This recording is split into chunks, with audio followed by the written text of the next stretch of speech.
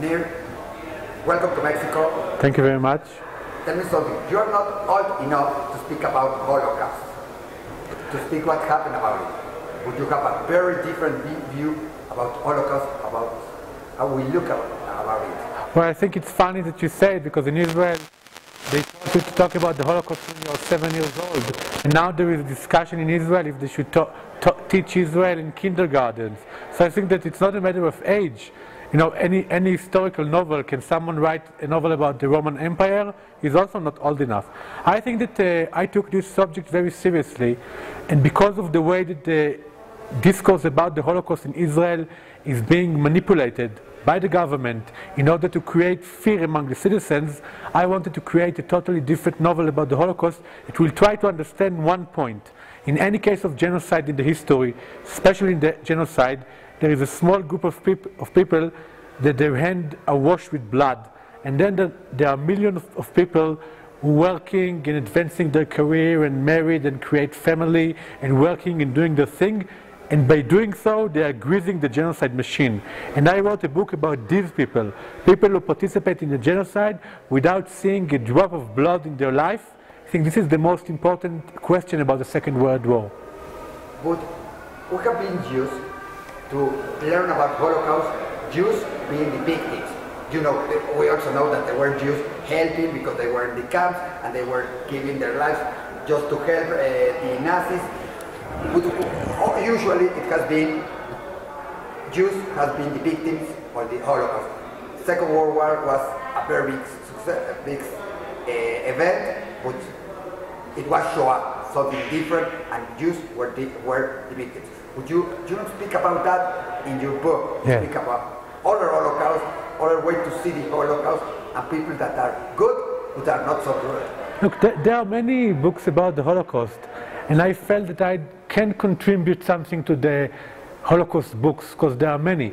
But I think that any book about the Second World War can inject new characters to this discourse. And I think I injected something totally different than most of the book. The main two characters are brilliant, capable, non-ideological, wants to excel, doesn't care about the ideology, not the Nazi and not the Soviet ideology. These people only use the bureaucratic apparatus in order to excel and to fulfill their goals and to, let's say, investigate their abilities. And these people are the most disturbing part in the Second World War. Because look, a perverse ideologies like the Nazi ideology, it's not the first crazy ideology of the 20th century. What happened in Germany, in the interesting way, is the process of this crazy ideology crawls into the center, right? And take over the center. And I wanted to describe the center, the mainstream bourgeois center that allowed the Nazi regime to control Germany. Because this is the disturbing part in the Second World War. It's not Hitler and Himmler. These kind of crazy people will always be there. You know, there is one very interesting sentence about the Second World War of an English historian. He said, we can get rid of the Himmlers and the Hitlers, but the Speers will always stay with us.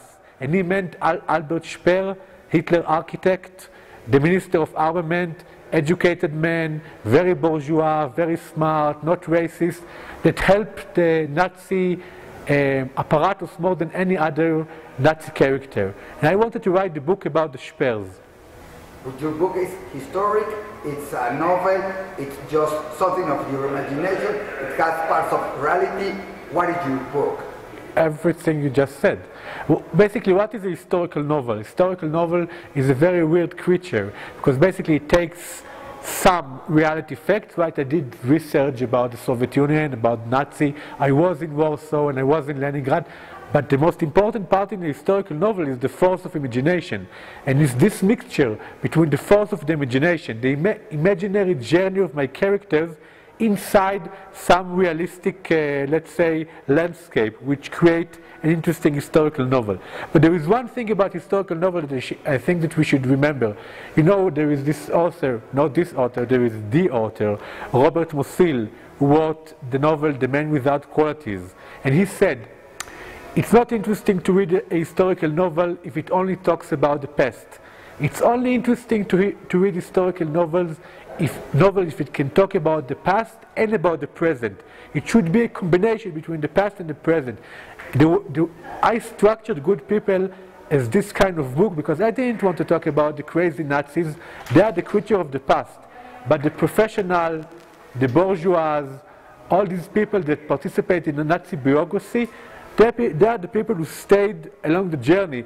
They are the people who are living also now in capitalism.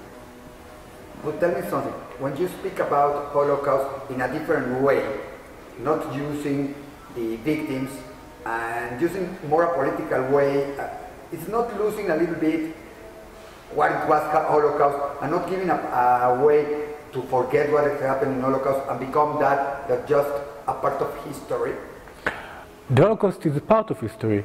If you take out the Holocaust of history, like some Jews and some Germans try to do, they say, okay, the Holocaust is science fiction, this is not part of history. So if the Holocaust is not part of history, and if you can't learn anything from the Holocaust, and if you can't use the Holocaust in order to understand history, so there's no reason to talk about the Holocaust. The Holocaust is only interesting as an important part of history.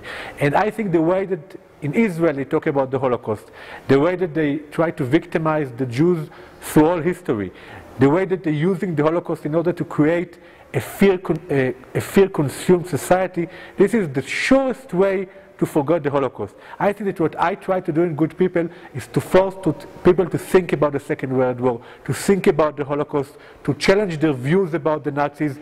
I mean, people think that all the Nazis are Eichmanns because of the banality of evil, which is totally false. It's unbelievably false. They were part of the Nazi people were very educated, very brilliant. People did not support the regime, did not believe in the ideology. They cooperated because they wanted to use the regime in order to advance themselves. And I think this is the way to talk about the Holocaust, is to open the landscape, not to close the landscape. But Holocaust has also differences from all other genocides. It's the first one that it was against exactly a culture, and it was a machinery, a whole industry to do it, and it crossed borders just to kill people. It was something different from what it was. It's not just a point in history, and leaving that away, it can be dangerous to what is being Israel, and that everybody feels, like you said, fear about a new Holocaust with Iran, now with Arab countries or with other countries, and the way we say it is we don't want a new Holocaust. Well, I wrote a book about the Second World War, which also talks about the Holocaust. So you should not explain to me that the Holocaust is important. But I'm saying that the Holocaust should be always taught and think about as part of history.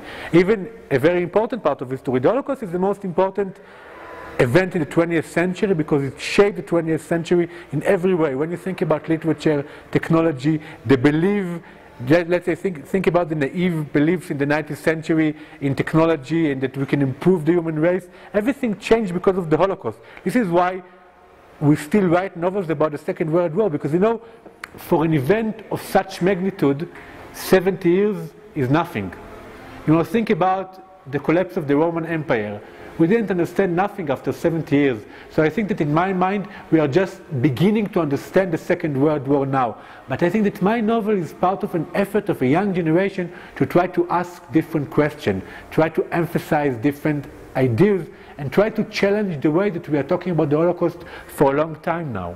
Which will be your questions about Holocaust, different questions, which will will be your question, and from your generation about Holocaust. I will give you the most important thing about Las Buenas Personas in general.